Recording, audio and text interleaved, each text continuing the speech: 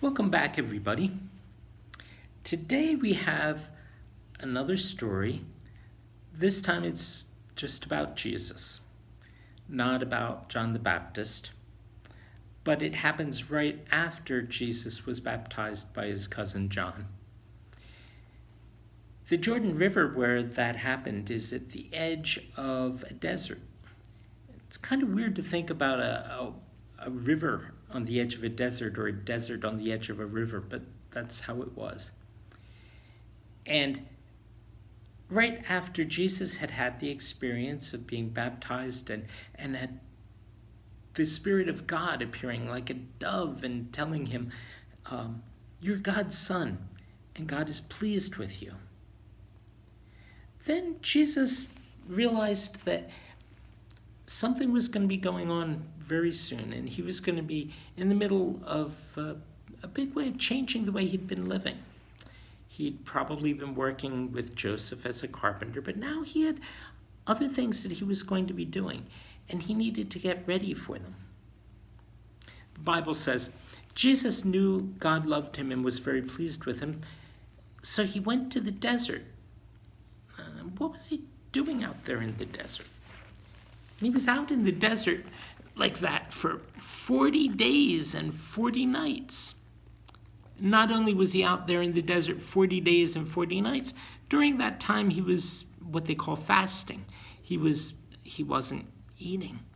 He was spending the time, instead of doing those things, eating and drinking, he was spending praying.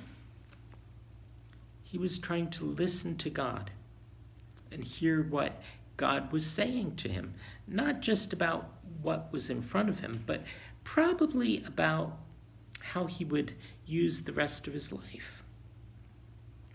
Don't you hate that question? What do you want to be when you grow up? People ask it sometimes when they're trying to make conversation with kids, and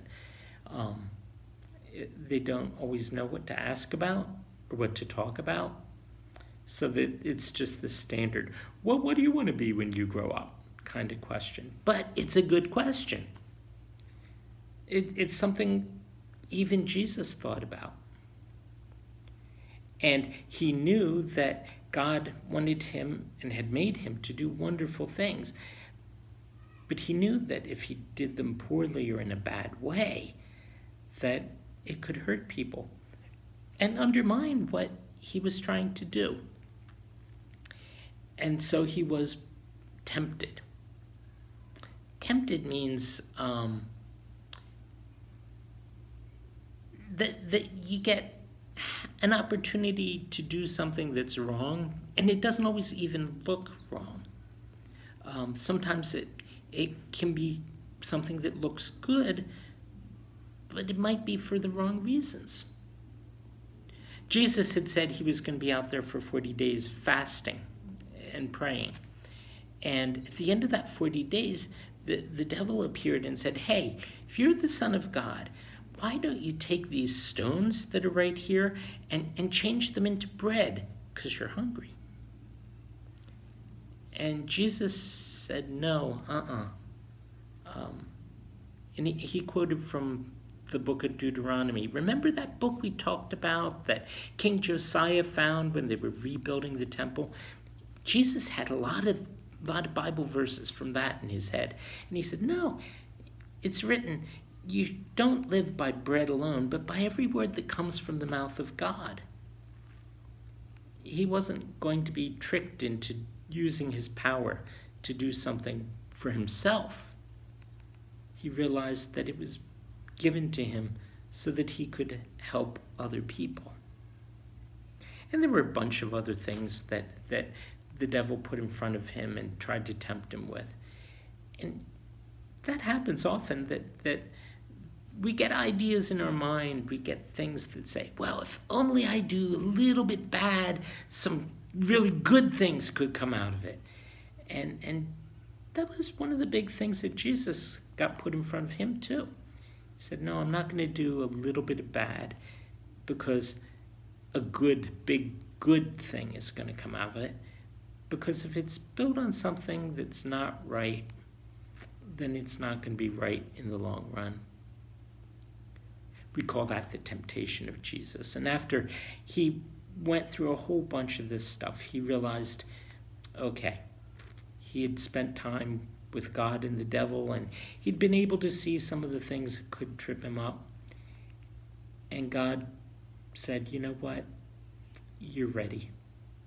I want to send you back to the place where you came from. And I want you to start really setting to work. And that's what he did. So Jesus left the desert and he went back.